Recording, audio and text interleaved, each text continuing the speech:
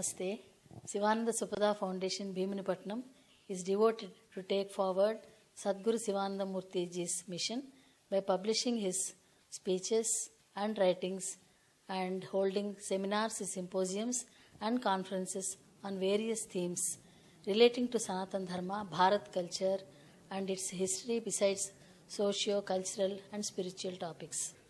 In pursuance of the above objectives, we organized an international symposium on reconstructing the cultural history of Bharat at Integral Institute of Advanced Management, Visakhapatnam, on February 18th and 19th, inviting reputed scholars from Bharat and abroad to enlighten us on various themes relating to the problems and perspectives in writing Bharat cultural history on truthful and purposeful lines.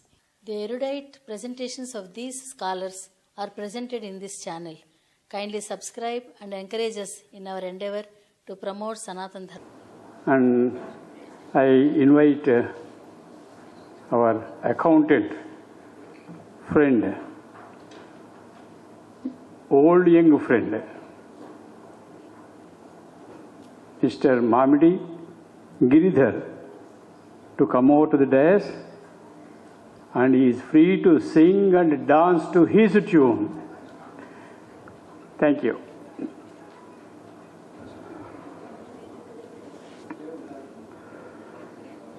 Sri Mahaganathipate Namaha, Sri Gurubhyo Namaha, Hari Om, Sabhaye Namaha, Jai Shri Ram, Har Har Mahadev,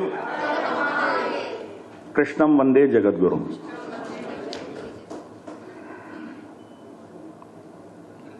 It fills me with a lot of emotions when I am on a podium with Guruji next to us, because we have not known a life without Guruji. We have grown completely, all our life we were in his lap. So whatever we are, good, bad, ugly, it was his grace and his blessings. So today I take the liberty of standing in front of you and presenting a few of my thoughts. For the past 2 days, we've had a rich exchange of ideas, thoughts. Great scholars spoke about so many things about our Sanatana Dharma, about the literature, about the depth of the thoughts that we had, and what are the methods, how are we going to revive it, and what are the ways and means in which we are going to reclaim and recapture the lost glory of our culture and Sanatana Dharma. We have heard from great scholars like Vamadeva Shastri Garu, then Francois Gauthier ji, then also from Conrad Els, and so many people. Today, I am neither a scholar, nor have I done extensive research. I am a typical English-speaking Mekale Putra. So I have unfortunately had no opportunity or scope to read or understand any of these things beyond what I heard from Guruji. Guruji used to say two things. I'm sure all of you have heard it, and it's there in the YouTube also. While speaking on Bharatiyata, he mentioned two things. He said, read our Puranas and Itihasas. Our Puranas and Itihasas teach you what nothing else can teach you. They actually are the gateway to understanding Bharatiyata, understanding the philosophy of this great land. Second, what he said is, have darshan of this country. Go on a yatra. Have darshan of this great country. Please don't go on a tour. We don't have tourism in Sri Salem or Kashi. We have yatra. Our ministry is called Ministry of Tourism, unfortunately. Tourists go to Goa or probably Kashmir or Kerala boat house. That's tourism for us. But this country, more than 90%, 95% of it goes on yatra. So what I'm going to do today is I'm going to present as a yatri one aspect of Mahabharata. I'll try and present to you how the richness of this particular itihasa is seen on the ground today. Let's say if I have to ask, let's keep it interactive, because I'm sure this is the most challenging session in the day. After a good meal, sumptuous meal Radhaka provided, I don't know whether how many of us will manage to stay awake. So let's keep it interactive. So other than, let's say, especially from the Telugu audience, if let's say Jagan or Chandrababu Naidu as Chief Minister goes to Delhi, what do? Our headlines say, Jagan Nedu Hastina Prayanam. Yes or no? So, Delhi is Hastinapur, right? Yes or no? No. Delhi is not Hastinapur. Why? Because the first chapter, the first sentence in Mahabharata is when Shantanu is walking on the banks of river Ganga. He falls in love with Ganga and the story starts.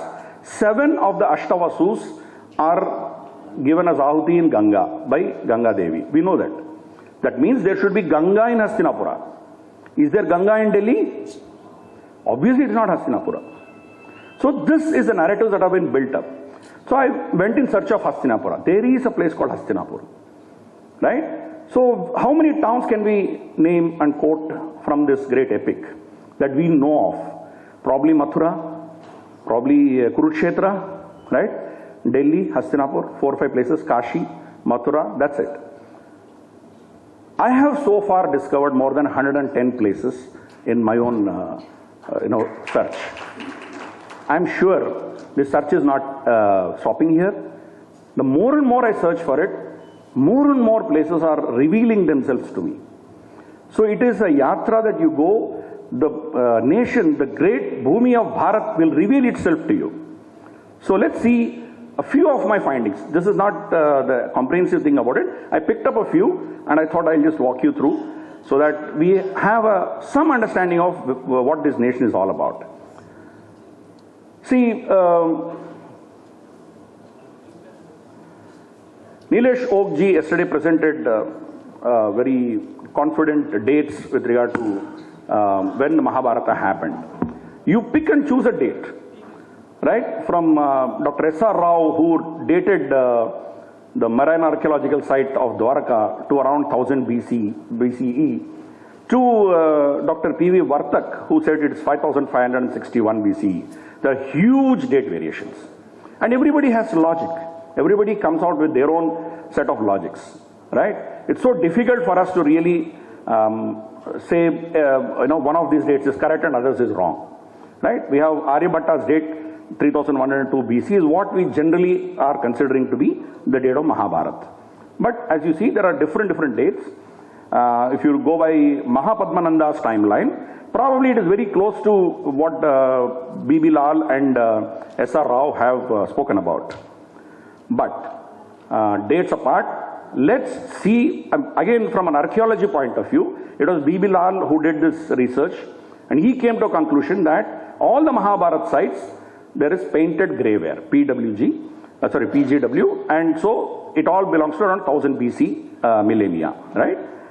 But then, every character, every event in Mahabharata has a place on the ground, on the earth. Even the minutest characters that you would not have heard of, there is a place. Let's walk through that. So look at the map of Mahabharata. Right from, of course, I think the pointer is not working. But anyway, you can see that from Tajikistan, Turkmenistan, Kyrgyzstan, down to, the eastern part of the country, huge canvas of kingdoms, and they're all interconnected. They used to intermarry. This was a breathing civilization. It was a nation which connected to every nook and corner of it. Now, how do we do this reconstruction to reconnect all these things? How do we reconnect it? Just look at this Google Earth map. You see that white patch that is going from north to south, or rather top to bottom, that is Ganga, as it flows today. But you see next to it, you see a thick green line, on which you see Bhaisuma, Hastinapur, Shukratal, Parikshitgarh, and Ghadmukteshwar. These are all towns which are existing now, kshetras which are there, but they are about anything between 5 to 10 kilometers away from the Ganga flow as of today. And that is called Budi Ganga. And the Ganga used to flow in these places. During Mahabharat time, the Ganga used to flow in these towns. Today it has shifted. So, like Nilesh Okji picked up astronomy for his research, probably somebody who picks up the tectonic movements in this country, how the rivers have changed their courses, probably you'll have a different date. Probably you will arrive at his own date, I don't know. It's a research that needs to be done. Similarly, if you go down the stream also, you have Kampilya, you have Kanyakubja. They are also at least 5 to 11, 10, 11 kilometers away from the flow of Ganga today. So rest assured, if you are going to go on a yatra close to the Ganga but away from Ganga, you will see so many sites associated with Mahabharata, and it's not a strange, it's no coincidence at all. So let's look at some prominent towns. We spoke about Hastinapur, I told you. There is a Hastinapur. And even now there is Prachin Pandukeshwar Mahamandir there. This is on a tila. So we have historians, and we have archaeologists. We have Jayashree madam here, who is an archaeologist. So a lot of people in history and archaeology, they understand if there is a mound, that means it's an archaeological site. So B. Bilal did an excavation there. You see the photo at the bottom. You see the pottery sheds even now. They just dig a pit, they go get some material, analyze it and give a conclusion. But the entire tila is filled with these pottery sheds. People go there, they don't understand what it is. At best they'll go to the temple, do puja and come off. But if you pick up one of these pottery sheds, you are actually touching something which was created during Mahabharat period. You need to have that connection to it. We don't hold any respect for our own heritage. Tons and tons of material is available in each of these sites. But that's the kind of respect we give to our own sites. So there is Hastinapur, by the way. Okay? Then let's look at Delhi. Delhi is Indraprastha. It is not Hastinapura, it is Indraprastha. So there was Kandava forest there, we know that. Kandava Dahana, we know the story. So after the Kandava forest was burnt, then Hastinapur was formed. Even today, there are 5 sites, at least 5 sites, which are associated with Mahabharata. You have the Prachin Hanuman Mandir in Connaught Place. Then you have Kalkaji Mandir, which is Kali Mata Mandir. Of course, they have different legends. For paucity of time, I'm not going to details of it. Then Bhairav Mandir in Purana Kila. Bhairav Mandir and Hanuman Mandir, both are, the legend says that these were, Prana Pratishtha was done by Bhima. Then you have Yog Maya Mandir. This is the only Yog Maya Mandir in the whole country. What is Yog Maya? We know it. It is Bhagavan Krishna's sister, who wants Kamsa of impending death for him, right? So here, the Murti is a Shila. It's a stone. It is not a Murti. Of course, they put a Murti now, but the ancient stone, this is just behind Qutub Minar. Just behind Qutub Minar. Of course, now Hindu-Muslim unity and all, they talk, so there's some urs going on there. Forget it, but this is a very unique site which belongs to the Mahabharat period. Then we have Nigambot Ghat. This is a crematorium now. People cremate their dead there. But Nigambot Ghat is mentioned in Mahabharat, where Yudhishthira, Krishna and Arjuna used to sit on the banks and discuss many things. They had many samvads on that ghat. So this is something which is related to Mahabharata. These 5 sites are there in Indraprastha. How many of us have seen any of them when we go to Delhi? I'm sure a lot of you have gone to Delhi. Great. We just got one hand. So next time when you go to Delhi, kindly please have darshan of these. Now let's look at Mathura. I'm sure a lot of you are going to see Mathura. I'm going to skip this. So we know that we have Krishna Janmastan, Chir Haran Ghat, even now that is there, Chir Haran Ghat. Govardhan Giri is there, Vrindavan is there, and Kali Mandir is also there. Kali Mandir is, Kali Mardana he did, right? So there is Mandir for that also here. But anyway, I'm going to skip through this and let's go to something which we are not so aware of it. I picked a few of Krishna Kshetras. Dwaraka, we all know, he went there. Sudama Mandir in Porbandar. Prabhasa Pattan, where Krishna Niryana happened. Guruji took some of his family members there. I mean, we are all family members. And then he did Tarpan to Krishna at that spot. And then we have Sandipani Ashram in Ujjain and Bet Dwarka. Now, let me pause here for Bet Dwarka. Bet Dwarka is an existing island where for hundreds of years, we were all, the Shraddhalu, the Sanatanis always thought that that is the place where the island of Bhagavan Krishna. Even now people go on the jetty and then have darshan there. Till S.R. Rao discovered what he found under the sea. That means the living memory of the people is on Bet Dwarka. Now what S.R. Rao ji has discovered, that's about a few hundred meters away from the shore, and he has carbon dated it to 1000 BCE. So maybe there is a settlement below that, we don't know. Because in Mahabharata itself, Bhagavan Krishna says that Dwarka will be submerged, it reappears and resubmerges 3 times. Probably we are seeing the third, Dwarka. Maybe we dig in, we don't know. We are not sure of it. But the people need to be aware, connected. So Bet Dwarka was made as Bhagavan Krishna's Dwarka, right? So then similarly, the birthplace of Pandavas. We all know Panduraju was cursed, and so he went into the forests with his wives. And so it is Pandukeshwar in Uttarakhand, which the people believe is the birthplace of Pandavas. There is a place called Kashipur in Uttarakhand. It is in Mahabharata, it is called as Ujjanak.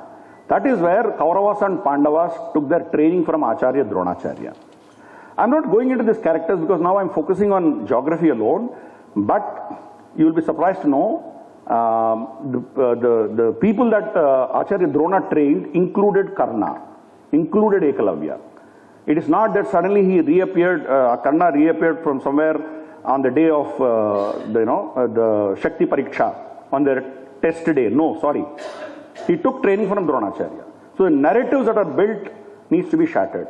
Arvind Raoji and R.V. Saudhanlu Garu, they are experts, they are scholars in the original text. Probably they need to try and decode these things. There is a lady, an IIT grad by name Ami Ganatra. I don't know how many of you know, but she has brought out wonderful books trying to decongest and trying to unravel some of these characters. So a lot of things that we saw in B.R. Chopra's movies or N.T. Ramarao's movies are completely false narratives that they have created. Anyway, so this is where Pandavas and Kauravas had their Gurukul. Then there is a place called Kampilya. Can somebody tell me what is Kampilya famous for in Mahabharata? Of course, I am not expecting speakers or experts. Correct. It's capital of Panchala Rajya. So this is where Mata Draupadi was born. I have written there. No, but the answer I was looking for is that the place where Draupadi was born.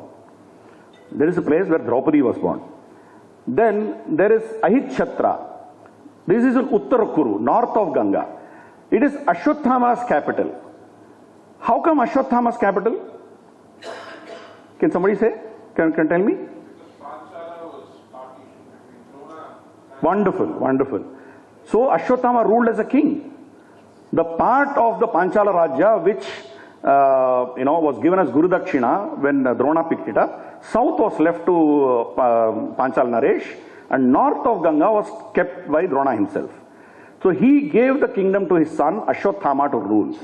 So Ashwatthama was a king. He ruled from Ahitchatra in near this, very close to Bareilly. Then Lakshagraha. You see, this event happened and the house was burnt and nothing is left. But the memory is not lost. There is still a tila there, there is a mound there where people believe this is where the Lakshagraha event happened.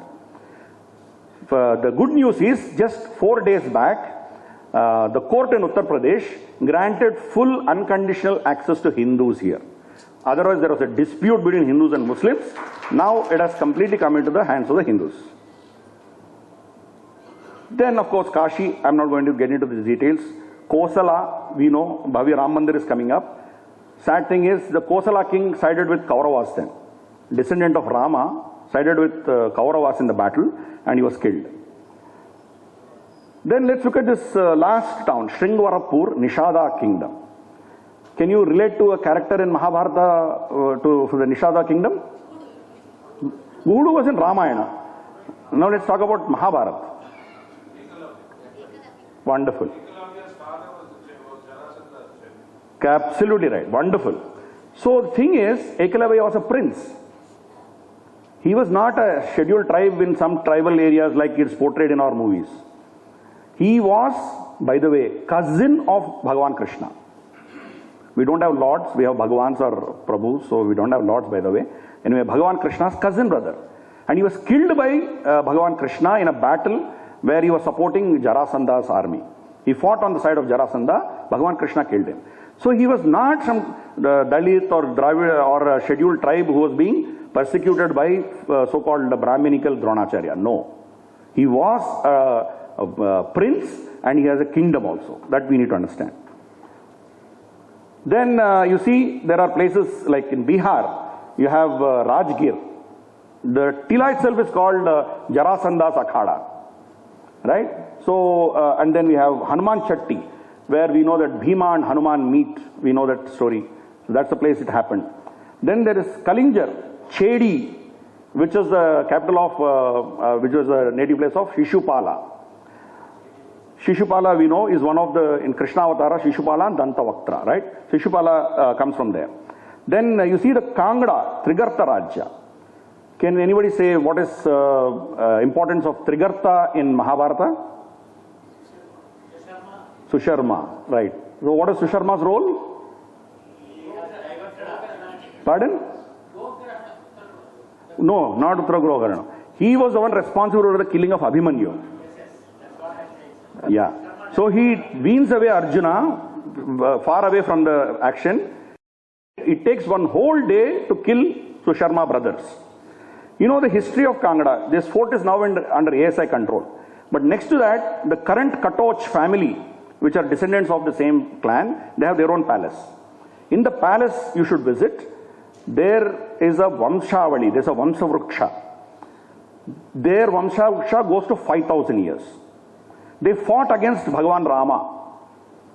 They fought against the British. Every 30-40 years they kept on fighting with somebody.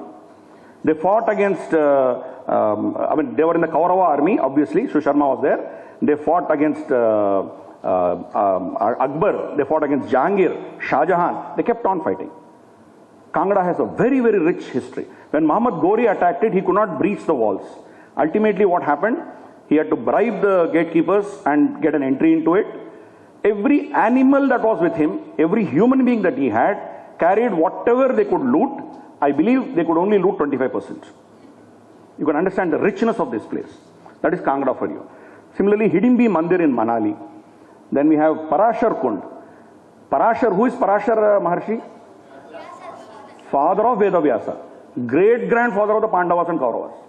So there is a place in Himachal Pradesh where Parashar Kund is there. You can see there is a floating island within that water. It's a floating island. So every single character in Mahabharata, there is a place. Then you see, let's look at Kashmir. Kashmir, we all lost connection to Kashmir. There is a place called Pandrethan Mandir. This is in a highly fortified area of the cantonment, Badami Bagh cantonment, which army protects. You and I cannot go there. But that is something which was founded by the Pandavas. Similarly, near the line of control in Uri, there is Pandava Mandir. See, the photograph on the right side is what I took when I went the first time around. Second time, the temple is being built.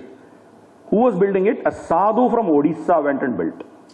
He collected funds from his sources and he took about 5-6 years to collect the funds and he's built a mandir. This is very close to the line of control. Then you have in Jammu area, you have Pandav Gufa in Akhnur, which is again very close to the line of control. Then you see Gurez. Gurez is 100% Sunni Muslims, but the river is called Kishan Ganga. Now, Gurez is a very beautiful place. It is more beautiful than Switzerland. None of us go there. But in Gurez, the history of Gurez is that's called Dardistan. In Mahabharata, the kings of Gurez came to Rajasuya Yaga of Yudhishthira and they presented him ornaments made of pipilika. Pipilika is ant. So there are two versions to it. One, they could create miniature gold ornaments of pipilika size. Another version is they used ants to mine gold. They used to drop a thread into the earth, into the holes, and they used to drop honey into it. So the ants used to go in. When they come back, they used to come out with sand, gold dust. That they used to mine. This is the kind of a technology Dardistan had in Kurez. Right? And they visited Yudhishthira and presented him with ornaments in Rajasuya Yaga. Where is Kashmir? Where is, you can understand the connections. Then let's look at the east. Prag Jyotishyapura. That is the actual name of Guwahati. Prag Jyotishyapura. I know all of you would have, whoever has gone to Guwahati would have probably had darshan of Mata Kamakhya, right? But the name of the town comes from Navagraha Mandir. I don't know how many of you have visited Navagraha Mandir. Wonderful. Mataji visited it. So that mandir, very unique in the country. The Navagrahas are not Murti form. They are Shivlings. 9 Shivlings. Each Graha is represented by a Shivling. So the name of the town itself is Jyotishyapura. Navagraha. It comes from Navagraha Alaya. And in those days, during Pandava's time, Brahmaputra used to flow next to this, mandir. Today it has gone almost 5-6 kilometers back. So the changes that have happened to it. And then there is Vashishthashram in Guwahati, near Guwahati rather. Then you look at this, Banasura's capital is Sonitpur in Tezpur, near Tezpur, Banasura. So look at the connections. Where is Kashmir? Where is Assam? How are we connected? Now let's look at the 8 wives of Bhagavan Krishna. Where do they come from? So we know the first wife was Rukmini, Mata Rukmini. She was a princess of Vidarbha from a place called Kaundinyapura in Maharashtra. Then Jambavati. There is a place in a place called Jamkhed in Maharashtra where there is a cave 2 kilometers up the village where they claim that that's the place where Krishna and Jambavan had a duel fight. We know that story, right? So she's from that place. And Satyabhama, she was their own Satrajit. We know what happened. You know, she was cousin of Krishna. So she was very much a Yadava princess. Then we have Kalindi. Kalindi is from the Yamuna river. After the Kaliya Mardhan, that princess pertained to that. Nagnajit, Ayodhya. We all know about how he kidnapped Rukmini, but we don't know about Mitravinda. Mitravinda also, similar story. He kidnapped Mitravinda and then married her. And when Mitravinda actually, even Duryodhana wanted to marry her, so there's a fight and then Arjuna supports Krishna and then they defeat their army and that's how he marries Mitravinda. And Nagnajit, again she's from Ayodhya, Kosala. Look at the connections we are talking about.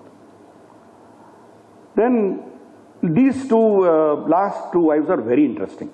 Lakshmana, she is from Madra Desha. We know there is one more princess from Madra, which is Madri, mother of Nakula and Sahadeva. So even Lakshmana was from Madra Desha, which is Sialkot in Pakistan today. And then Bhadra, the 8th wife, she is from Jhelum district in Pakistan. So today, of course, it's Pakistan, but then look at the connections that we had, right?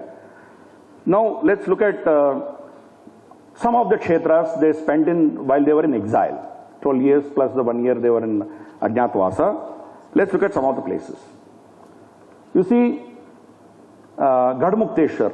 We saw the Gadmukteshwar, which is like 4 or 5 kilometers away from Ganga. I think Arvind Rao Garu mentioned about Nahusha story, right? This is Nahusha Kupa. So I'm not going into the story, but just imagine it's a story which is like probably 1 page in the whole of Mahabharata. Even if you don't know about Nahusha, you will still know Mahabharata. But for this character, there is a place. Ghad Mukteshwar.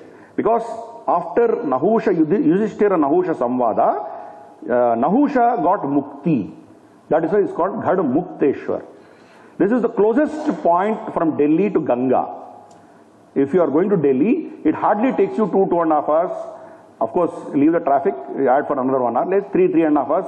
You can reach this place and you can have Ganga Darshan or Bath. But Ghad Mukteshwar. Even now, the Juna Akhada has their establishment there, and the sadhus are still continuing the parampara which is coming from hundreds of years. One more issue I wanted to show here is you see the Vatavruksha there. And then you have the Kund. Most of the kshetras in north which are invaded, destroyed by Muslims or invaders, they still retain these two aspects. You would have a Vatavruksha and you will have some water body. The mandirs would have been destroyed, mandirs could have been built recently, but you will find this commonality in all the kshetras. Here in Gadmukteshwar, you look at the Shivling, not the one at the end, but you look at the other one, completely corroded. I mean, you can imagine the tons of water that would have been poured on it for centuries. We don't know. That's the state of the Shivling today. So we had this parampara. If it breaks, we'll replace it with a new one, right? But anyway, you can understand the antiquity of this place. Then let's look at some of the places. Kamyaka Vana. They went to Kamyaka Vana. There is a Kamyaka Tirtha. Lomasa Tirtha. Lomasa Maharshi. How many of us know here? Can somebody raise their hands? Yeah, it's about 3-4 of us. You're not supposed to raise your hands. So 3-4 of us, that's it. Lomasa Maharshi is such a character you can conveniently ignore and still you'll know Mahabharata. He was the one who takes the Pandavas to many kshetras while they are in exile, when Arjuna is in Indraloka. So he assures them that Arjuna is safe and he takes them to a lot of kshetras, gives them jnana, gives them a lot of stories about Puranas, Itihasas. There is Lomasa Tirtha, right? And then there's Shalihotra Tirtha, Yaksha Prashna. We know that story of Yaksha Prashna in Mahabharata. And Yaksha Prashna has 3-4 claimants. We'll see 2 claimants here. One is that, and Shink Tirtha. Again, that's another Yaksha Prashna Tirtha. Then you have Pandu Pindara. Pandu Pindara was supposed to be the southernmost part of the Pandava kingdom. And here, the name itself suggests Pandu Pindara. Even today, the tradition continues that every Amavasya, thousands of people come and offer Tarpana and Pindadan. So, what I am stressing in each of these places is the parampara, which we don't know when it started, it is still continuing. In spite of Islamic rule, in spite of so many challenges, many of these places, the parampara is still continuing. And the last one you see, Arunai Tirtha. Durvasa is a very important character in Mahabharata. We know Durvasa's curses, and we know Durvasa, what he did to Draupadi. We know so many things. But there is his ashram is there, and his entire establishment on the banks of Saraswati River. In Arunai, there was they believe that there was a Triveni Sangam of the river. All of them are dried up now, but this is again in a huge tila. Tila should tell Jayashriji that this needs to be excavated. That's an archaeological site. Then look at Virat Nagar. Virat Nagar is a place where they spent the last 1 year of their exile in incognito. So look at the stones. I have no explanations. I was stunned, I was surprised. You see the second photograph. I just took a random picture of the landscape. You can count at least 1, 2, 3, 4, 5, 6, about 7 or 8 skulls you can count. And look at the skull shape that is there. So something like a snail, something like a pug mark of a huge bird, and you have a bird-like creature, elephant-like head. Natural formations. I don't know. No explanation for it. All the archaeological department and ICHR talks about it is this Buddha Vihara. What happened before Buddha? Nobody cares. Probably it's time for us to nudge the government and authorities to do something on it. No explanations. Look at the formations. What do you have to say for that? Then let's look at the places which are associated with the war preparations. Before war, a lot of things happened. So what are the places? So, of course, Pandavas asked for 5 villages, right? Which are the 5 villages? They are Indraprastha, obviously. Second is Sonaprastha, which is today's Sonipat. Third is Panaprastha, which is Panipat. Then Bhagaprastha, Bhagpat. And Tilaprastha, which is today's Faridabad. The 5 places which are close by. This is what they asked for. But you see, Panaprastha, there is a mazar there. I have put this photograph on purpose. This mazar is the place where the last Hindu king to sit on the throne of Delhi died. Can somebody tell me what is his name? Who was the last king to sit on the throne of Delhi? No. No. In our textbooks, if you rub your memory, his name was called as Hemu. who died in the second battle of Panipat. That's a very abusive name attached to his name by the so-called historians, calling him Hemu. His actual name was Maharaja Hemachandra Vikramaditya. So he was beheaded at this spot. In fact, inside that there is a sheet of history of that place written, but there is a mazar built, and the mazar is occupied by a Tamil Muslim. So locals have been demanding to retrieve it back, and every year on that day they do Havan in the honor of Raja Vikramaditya. Even now they do it. Each of these places, I'm again repeatedly telling you, the parampara is still continuing. We don't know it, but it's happening there. Then Bhagaprastha. That Shivling, the locals believe that it was, Prana Pratishtha was done by Parashurama. Aurangzeb tried to remove it. He brought in 2-3 elephants and tried to drag it. So you see there's if you carefully see at the bottom of it, you see some dents in that. The chain hurt it a little bit, but in spite of their best efforts, they could do nothing to the Shivling. So these are the 5 villages, and we can see them in the map. You see, Panaprastha is the only thing is a little away, otherwise they are all pretty close to Indraprastha, which is logical, right? Obviously they want the brothers to be close by, they asked for 5 villages, and you know what Duryodhana's reply was. Now look at the one at the bottom, Parikshit Ghad. Bhagavan Krishna from Upaplavya, when he went to Hastinapura for going as an emissary, as a peace emissary, there he stayed overnight in this place called Parikshit Ghad. And this Shivling, the locals believe, is Prana Pratishtha was done by Bhagavan Krishna. So maybe this is not that old, maybe 400, 500 years, I don't know, I don't care. But for me, Bhagavan Krishna visited this place, spent a night, should connect me to that. I am not getting into archaeology, I am not getting into astronomy, how old is it, how old is the Shivling, I am not bothered. But for me, the living memory of the people is very crucial. So this is where Bhagavan Krishna spent his night before he went for the peace talks. And then you see on the left hand top, you see Pitrudak Tirth, Pehova. Nileshji, you also visited that place. So Pitrudak Tirth is a place, the name itself Pitrudak Tirth. That was on the banks of Saraswati river. So this is the place where Maharishi Vishwamitra was declared as a Brahma Rishi.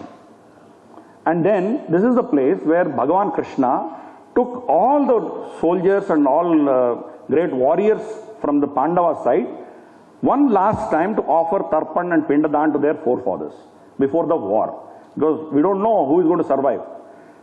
But since then, the parampara is still continuing there. If you are very poor, you can't afford, 100 rupees you give, there is a cot on that, the rice bag, chhatri, all whatever we give as daan during your Shraddha period, all that are kept on the bed, he does a sankalpa for you, asks you to go around it 3 times, 100 rupees. If you are capable of spending more, then he prepares pindas. Still more, he'll do exclusively for you. From 100 rupees to 10,000 rupees, parampara is still going on there. And it is such a simple place, no hangulu or bottom, nothing. It's, the parampara is continuing there. You can understand how deeply these issues are ingrained in our society. Last but not the least, Chakra Tirtha. Again, this is again debatable. Whether Barbarika was there or not, again it's a toss-up. But for those who believe Barbarika was there and Bhagavan Krishna killed him, this is a place where they believe that his head was kept on elevated place and he watched the Mahabharata war. And we know that at the end of it, somebody goes and says, who killed? Arjuna and Bhima, everybody had conflict. I killed more, you killed more.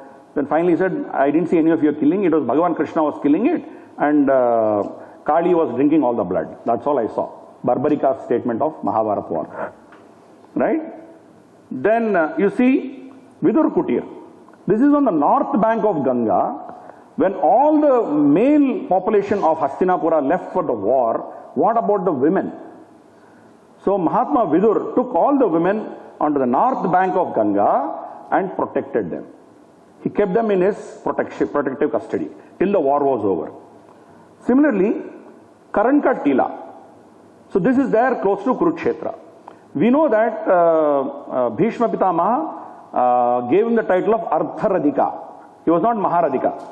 When he was given a title of Artharadhika, Karna rejected it and in protest he did not fight the battle till Bhishma was in command. 10 days he did not fight. So he was stay put in this place called Karankatila. Just imagine. It's still in the living memory of the people. Karankatila. He stayed there. 10 days he stayed there. By the way, Bhishma did not give him Artharadhika because he had some grudge against him. Karna is a glorified character in our serials and in our movies. But he lost to Pandavas in every war before that. So Bhishma knew what his capabilities were and he correctly gave him Artharadhika. Anyway, so that is still there. Place is still there. Kadak Pandava, there is a place called Kadak Pandava. From Upaplavya, when Pandavas went, they need to gather all the Akshonis, whoever is coming to fight on their behalf, they stayed here. And look at the legend. Udupi cooks, they claim that they cooked food for all the Kaurava army in this place. I mean, I'm not getting into the historicity of it. It is a living memory of the people, right? So they all stayed there and a huge bandara was made and all the soldiers from Pandava side were fed in this place. Memory is still there. People are believing it and people are going there. Now, let's look at the pictures related to the war. What happened during the war? And what are the places associated directly with the war? Of course, we have Kurukshetra. So I have marked 4 places here. You can see Runtuk, Aruntuk, Kapil Yaksha and Machruk Yaksha. So Saraswati river flows in the north of this entire region. Kurukshetra is not one town. It's a massive area where the war took place. Saraswati river flows in the north and Drishadvati flows in the bottom. There is a sloka. Tarantuk, Arantuk, Yor Yanantaram, Rama Hridayancha, Machakyusyacha, Etat Kurukshetra Samanta Panchakam, Pita Mahayottara Vedi Richaryata. This is in Vanaparva 208 sloka. So it is describing the area where this war happened. So these are 4 yakshas. Yakshas again don't fit into your typical, so-called Vedic structure. But they are there. And I went discovering them. I don't know how many of you have heard of it or you have seen these photographs of it. I don't know. But they believe that if you have to do Kurukshetra Yatra, you need to have darshan of all these 4 people. Let's look at the 4 of them. See, Aruntuk Yaksha. I somehow wanted to avoid my photograph in that, but the photograph I took of it exclusively, that got corrupted. So I'm sorry, I was left with only this photograph where I'm there. So that's where it is. But then you have Machruk, Arantuk, Kapil and Rantuk Yaksha. Rantuk Yaksha is very close to Kurukshetra, which is bang next to the highway. Grand Trunk Highway, which goes up to Kabul is the same highway. But unfortunately, nobody knows about it. Nobody goes there. There's no path to go to this place. It's in the middle of nowhere. But it is there. These 4 yakshas are still there. And symbolically, all 4 are there. Then we'll look at some things which are close to Kurukshetra. Some of the places associated with the war itself. So we know in Kurukshetra, there is Bhishma Vadusthal, which is Narakatari. There is that Kshetra where Arjuna has pulled out water, that is there, still there. Sannihit Sarovar is there in Kurukshetra. I'm sure people who have gone there would have seen that. Sannihit Sarovar is famous for much before the war, during total solar eclipse, Bhagavan Krishna used to go sit in this lake and do japam and whatever. He used to do sadhana there. That is why he recommended that the war happens there. Because there is Sthaneshwar Mandir. If somebody dies there, he can attain Uttamagati. So that is the logic on which Kurukshetra came in. Kurukshetra was originally called as Sthaneshwar. Sthaneshwar changed into Thaneshwar. It's called Thaneshwar. Because the war was fought there, it became Kurukshetra. The original name was Thaneshwar. And then you have the Brahma Sarovar, where ghats are there for all the great warriors, the Pandavas, Karna, and all their ghats are there. Then there is Harshka Tila, Bhadrakali Mandir. We have one Bhadrakali in Warangal also. So if you see, somebody tells you that in 16th century, Shivaji had darshan of, let's say, Shirdi Sai Baba. Right? It looks odd. So if it is Shirdi Baba Mandir, obviously it should have been in the last, 100 years, not before that. Similarly, when you hear the name Bhadrakali Mandirs were built during a certain period. Not before that, not after that. So you can understand the antiquity of this particular place. And then Geetopadesh Sthal, Jyotisar. That is where I think Guruji went there, and our team has actually done Pada Puja to him with lotus flowers picked up from the pond next close to it. But the sad part of it is the pond doesn't exist now. It has been completely taken over by akhadas. It has been completely commercialized. Then Abhimanyu Khera. There is a village called Amin where they believe Abhimanyu is killed. Chakravyuha or Padmavyuha, whatever you want to call that, it is there. Let me ask this question. How many of you know Bhurishrava? You know. Who is Bhurishrava? Pardon? No.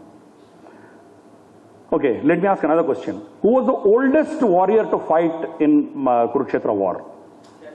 Huh? No. No. Not for you. Pardon? No. Strangely, no. I'm trying to wake up people who are sleeping. No, Narakasura didn't fight with that. Let me tell you. See, it's a character which we don't know. All of us know Mahabharata. Still we don't know this character. The oldest warrior to fight in the Mahabharata war, in Kurukshetra war, is a king called Bahlika. Who is Bahlika? He was the elder brother of... Correct. Pedanana. Shantanu's elder brother. We'll come to that. So he abdicates. He leaves the Hastinapur throne and goes wandering.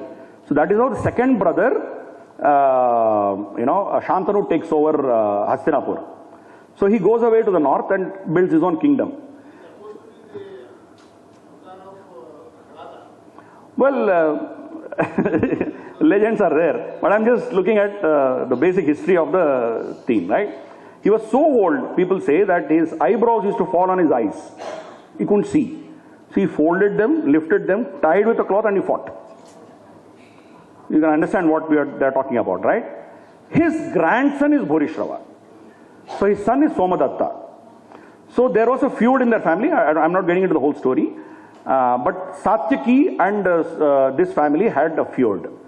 So Bhurishrava kicks Satyaki in the war, insults him, and Satyaki he faints from a blow from Bhurishrava and is in an unconscious state.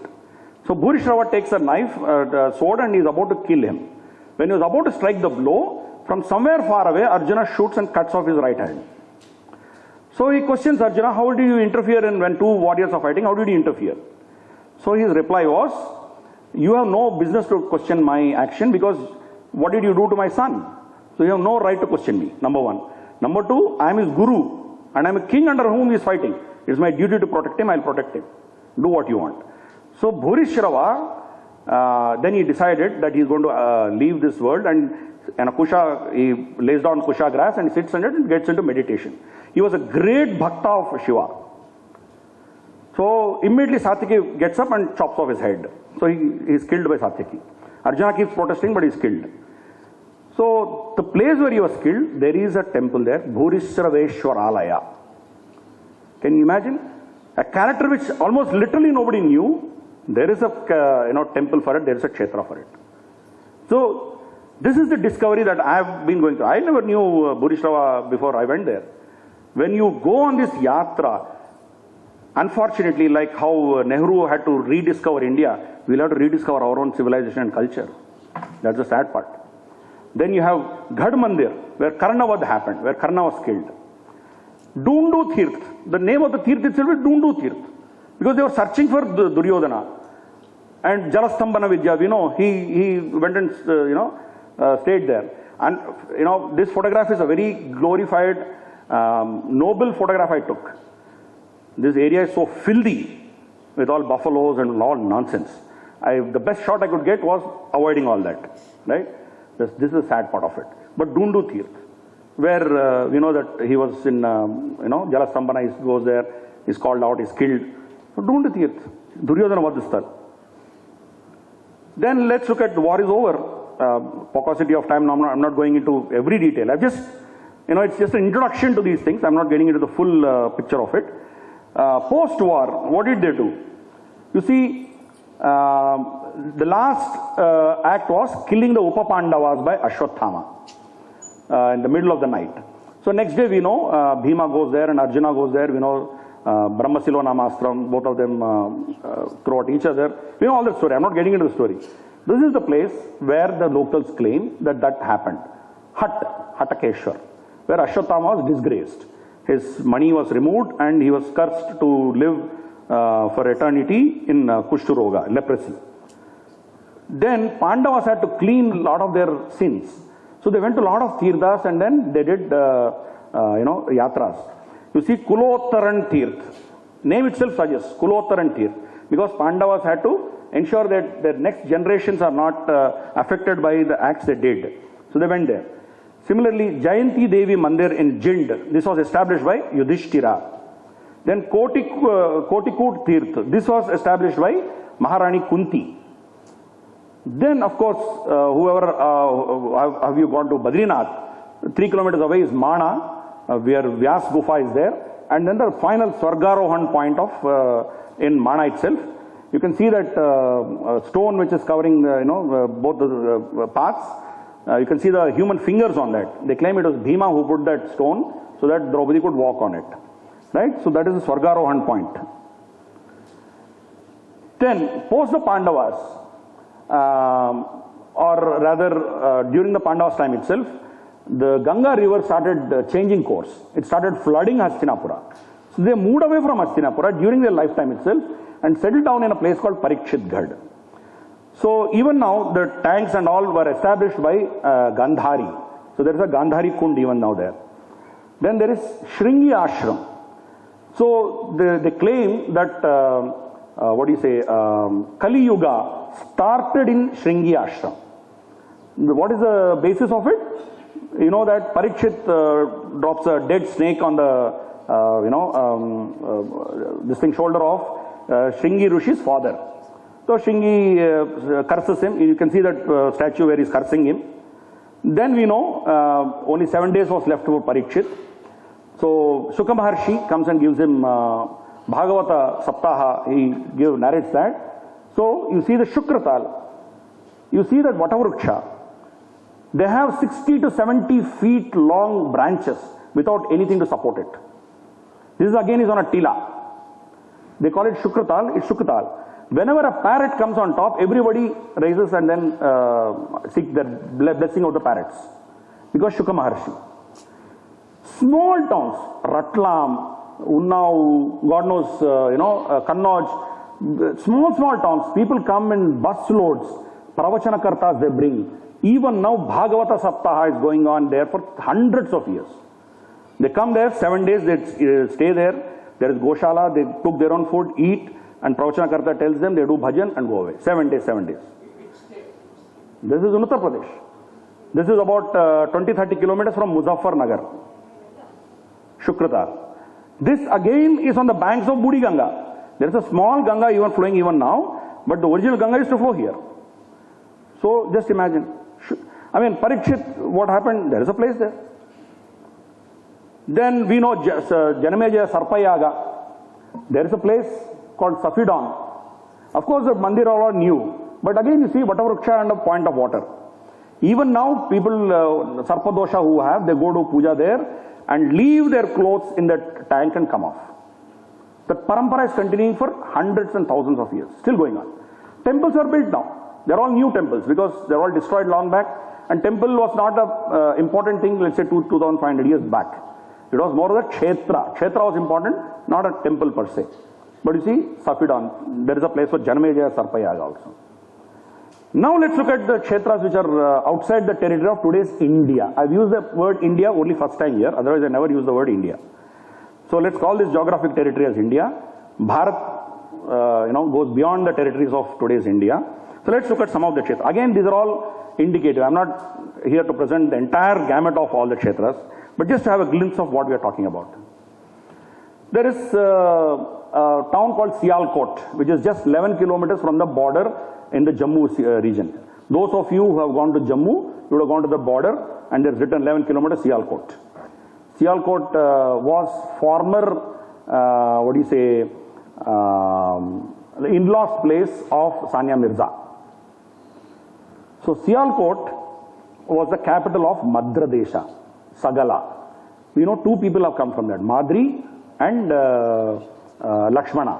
Two people have come from Krishna's wife, Lakshmana, and Madri Devi. They came from Sagala, which is capital of Madhya Desha. And then you have Gandhara. Popularly, everybody thinks Kandahar is Gandhari, so Afghanistan is Gandhar. No, sorry. It is Takshashila. Takshashila was the capital of Gandhar Desh. Shakuni and Gandhari come from this place. That region was called Gandhar. Kandahar as a town was established much, much later. Kandahar was not part of that. Yeah, there are Hindu mandirs there, but that's not part of, what do you say, Gandhar kingdom. It's not the headquarters of the Gandhar kingdom. Then there is Varundev Mandir in Karachi on an island called Manora Island. The name itself is Manora, even now, Manohara Island. And of course, nobody can go, including Pakistani citizens can't go there, because this is bang in the middle of Pakistan naval headquarters. All the Pakistani navy is around this, and so nobody can go there. You can only see in a satellite, otherwise you can't go there. So it is believed that Bhagavan Krishna and Yadavas used to go once to Visakhapatnam for their picnics and once to Karachi. So they used to go once to the west and once to the east. This is the place where Bhagavan Krishna visited. So it's still Manohar Island, is Manohar Island, it's still there. Then there is Katasraj Mandir. This is the third candidate for Yaksha Prashna. We saw two candidates, now this is the third claimant. This Katasraj Mandir is believed that the pond is created by the drop of tear of Parameshwara. After Sati's death, his eye drop created this pond. Katasraj. This is again in Chakwal, Pakistan. There is Panj Tirth in Peshawar, where Panduraja came here and prayed. That's a place. And in Peshawar, there is Gaur Khatri Mandir. Gorakhnath went there and did penance in Peshawar. By the way, what is the old name of, Sanskrit name of Peshawar? Wonderful. Purushapura is in the south bank of Kabul River. There is another town called Charsadda on the north bank of Kabul River. Do we know the name of it? Original name of it? Pushkalavati. That's Charsadda today. Then let's go to Afghanistan. In Afghanistan, we spoke about Bahlika. There is a town called Balk. This is west of Mazar-e-Sharif. Even now the town is called Balk. Right? And there are ruins there. These are archaeological ruins even in Balk. And then Kapisa. Kabul was called Kapisa. So north of Bagram Air Base is a place called Kapisa. Even now that place is called Kapisa. So ruins, you can see the lion and all, you can see the Hindu architecture, you can see even now.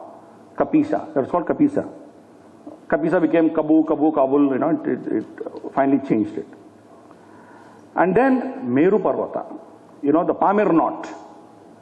That is the origin of all the Himalayan ranges. You see, the Himalayan range, Karakoram range, Kunlun, Tian Shan, Hindu Kush, so many ranges start from the Pamir Knot.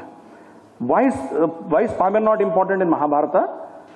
Arjuna goes in the northern direction during the Rajasuya Yaga and Ashwamedha, in Rajasuya Yaga. Then he crosses this and he sees the Meru Parvata, prostrates in front of it, takes his blessing and goes further up into Uttarakuru. Uttarakuru is Kyrgyzstan. Today's Kyrgyzstan is probably the Uttarakuru. So Tajikistan, all these places were once part of the great Bharat. So in Bangladesh, there is a place called Mahasthangarh. This is the capital of Paundraka Desha.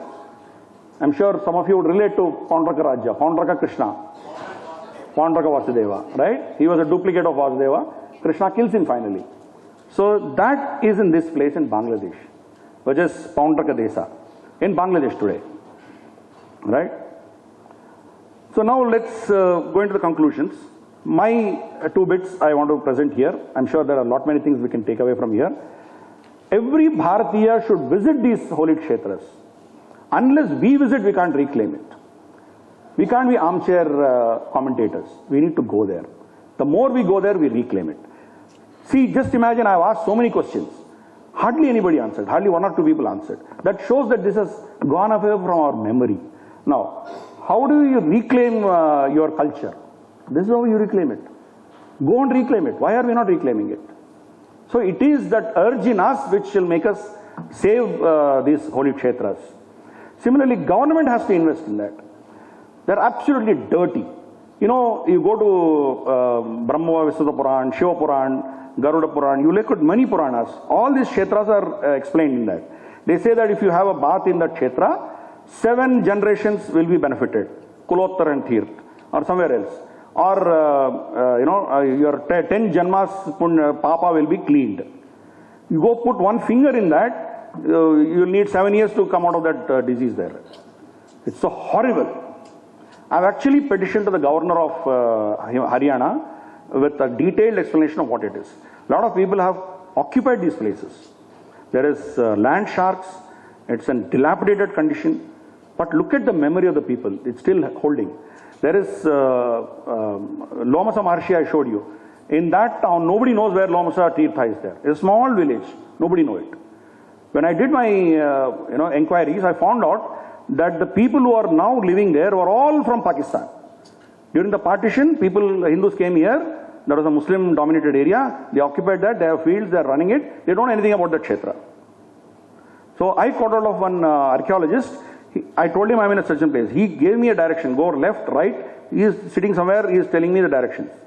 So it's just remaining in the minds of archaeologists and historians. So it is time for us, Bharatiyas, to save our history and heritage from historians and archaeologists. Sorry. We need to take it back. Jijabai was not a historian. If she was a historian, probably we wouldn't have had a Shivaji. It was in the living memory of the people. Today, that is lost for us. It is for us to regain that. Similarly, there is a huge responsibility on Peethadipatis, Akhadas, Hindu influencers, and you have academia, Hindu organizations. It is for us to propagate. It is for us to do these things. If we don't do it, who is going to do it? Don't expect anybody to do it. Kanva Ashram. How is a Kanva Ashram important for us? Because that is where King Bharata was born. Of course, name Bharata can be interpreted Bharata. So many interpretations there. One of the interpretations is ruled by King Bharat, right? Bharata. He was born to Shakuntala and Dushyanta in Kanva Mahamuni Ashram. Do we know where Kanva Ashram is there? Why successive governments have ignored it?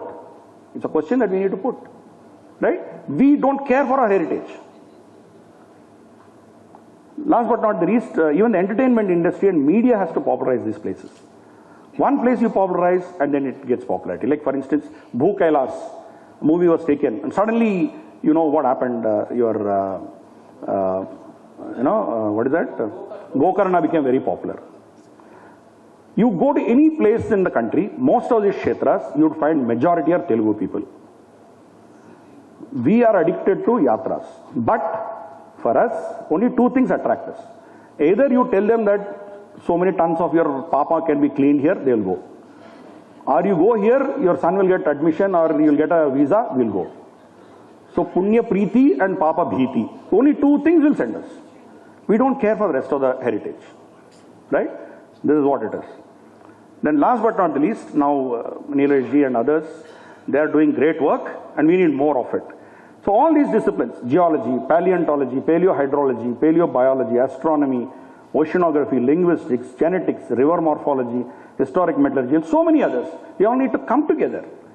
Now Neeraj ji has done whatever he has done as an individual effort. He has come to his conclusion the way he has done. Maybe others have done. Shrikant Talagiri has done his work on the linguistics on his own. Each one is doing in islands. But it is for us to really come together, bring all disciplines together, and then go to the depth of this. Sadly, our challenge is the leftists don't want this, we know it. Why? Because they have declared this is a mythology. The so-called rightists also don't want it, because anything other than what is shown by B.R. Chopra or Ramanand Sagar, they will not accept it. So both of them don't want the truth. That is the challenge. So we are Bharata. We will always be searching for truth. So for us, truth is important. When these things happen, if there are slight changes here and there, so be it. How does it matter? The beauty is never taken away. The messaging is not taken away. That is the sad part of it. So I think we need to invest.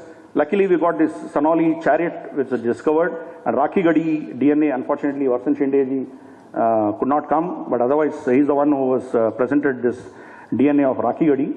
And we know S.R. Rao ji has done in oceanography. So we need more of this. We need lots of funding and lots of focus on this.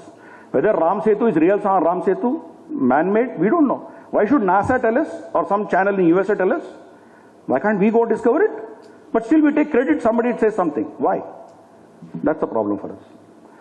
So, as a closing remark, let's remember what Bhagavan Krishna said in Bhagavad Gita. Hatova prapsisi swargam jitva va bhogyase mahim. Tasmad uttishtantu kaunteya yuddhaya krita nischayah. Get up and fight. What do? We have to fight. I'm not asking you to hold a sword and fight. As a Sanatani, what do? Please go there and take 10 people. Propagate it. Do something at your end. Keep this in the living memory of the people. Your next generation, if they don't remember, it is lost. Take your children, your grandchildren, your friends, relatives. Take them to these kshetras. Connect them to them. That is exactly what Guruji did. Why do you think I'm able to present so many things to you? Since my childhood, literally when I was even in probably first class, Guruji took us to all these kshetras. He took us to the South. I was a small kid in his first yatra. From then on, hundreds of yatras we went with him. So he left that interest in us, that you need to go discover Bharat. Sadly, we have to discover, because the parampara is cut.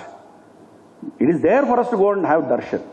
I wish and hope that some of the things that I presented will be of use, and if that can help you try and reach out to have darshan of this great Mahabharat, I think I would have done my purpose. Thank you.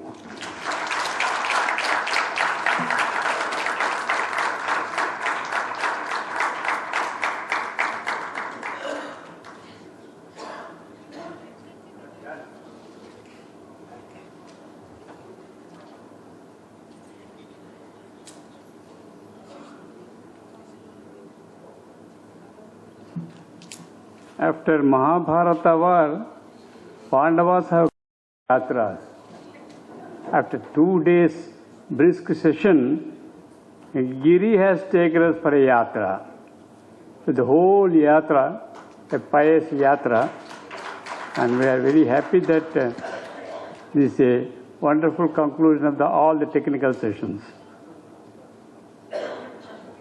So he wants us, first point he said, now it is time that you should be ready to fight. The discussions and everything is over. So now, what is that you are planning for future action? Thinking is done. It should be followed by action.